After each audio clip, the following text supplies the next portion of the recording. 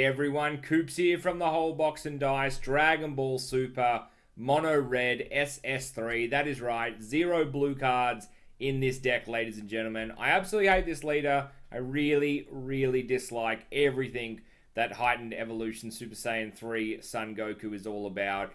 People ask me all the time when I play an untap or in comments or in messages, how do you fix it? How do you errata this card?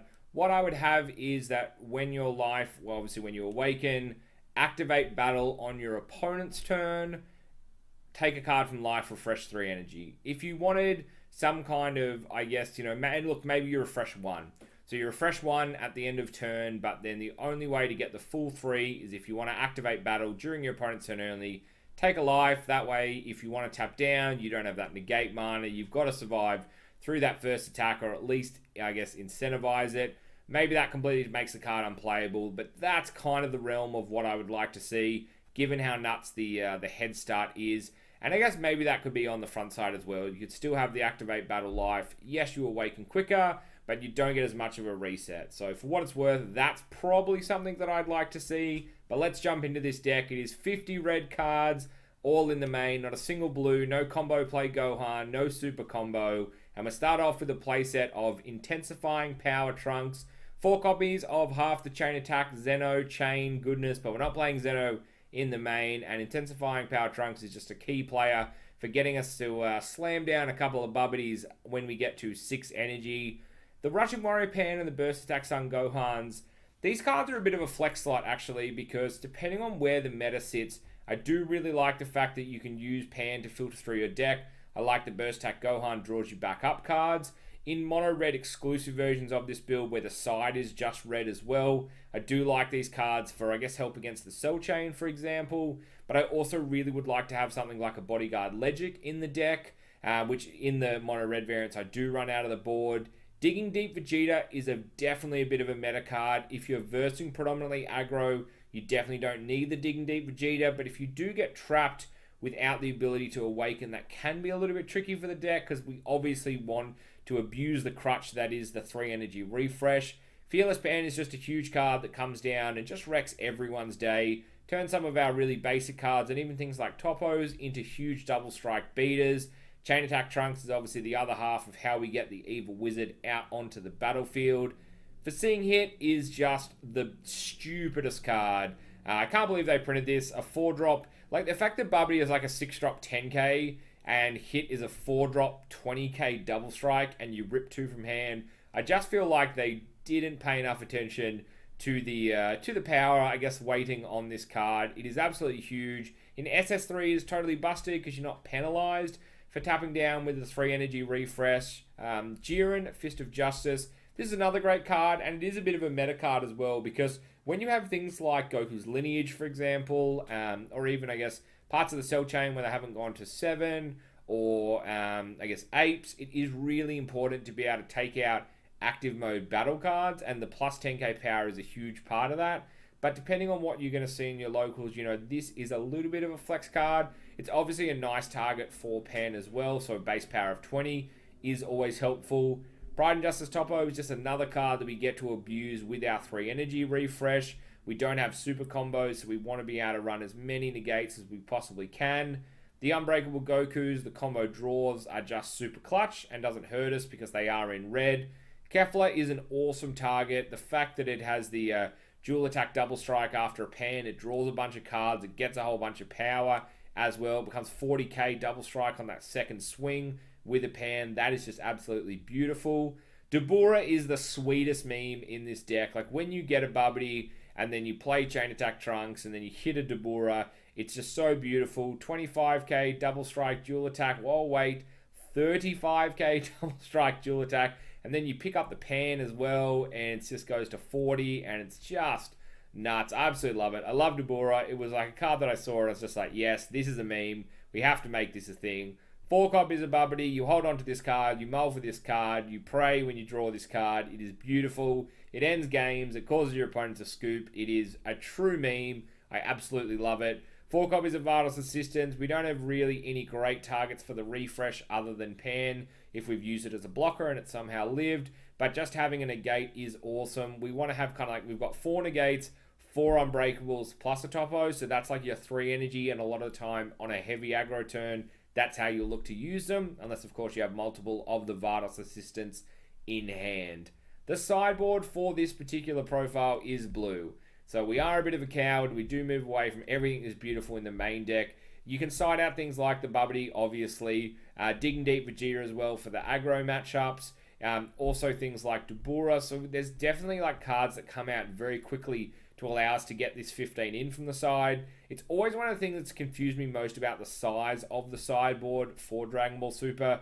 I feel the 15 for 50 is too much. I feel like a 10 or even 12 card sideboard is more appropriate for the size of the deck.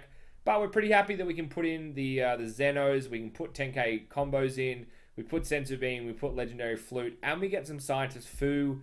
Pretty much here what we're looking to do is you often win a lot of game ones just on the sheer stupidity of what this deck is, but your opponent's very wise as to what's happening, right?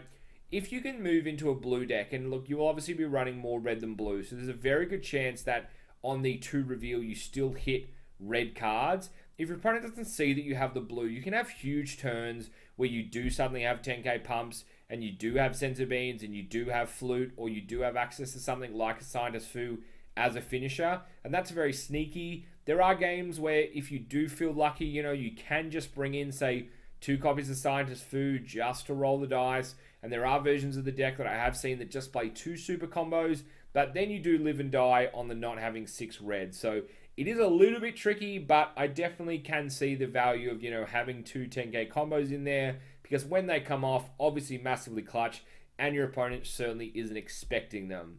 A couple of things that I've noticed just when testing this deck, and I have a couple of games already up with gameplay footage from Untap, and if you do want to have some Untap games against me, please do let me know in the comments. But Pride and Justice Topo trigger, that is a trigger for you or your opponent. If they're at 15k or both, it doesn't matter.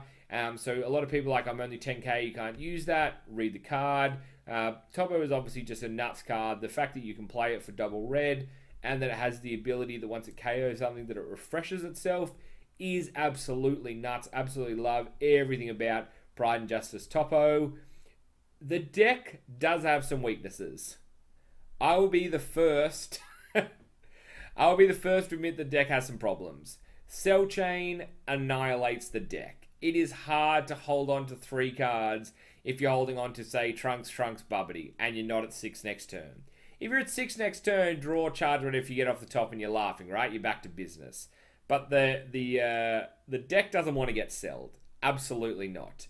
The deck also has a pretty tough matchup against Nutso Aggro because we don't have super combos, and even though we get to refresh 3, we do have to be pretty smart about how we want to defend. So that is definitely something that you have to be very conscious of. But against a lot of the mid-range decks, we have an awesome game. The deck can definitely beat Cell and can definitely beat Aggro, but you do have to be pretty next level with your gameplay. The foreseeing hits on the Awaken side are just absolutely huge. Knowing the right things to take out of your opponent's hand is great.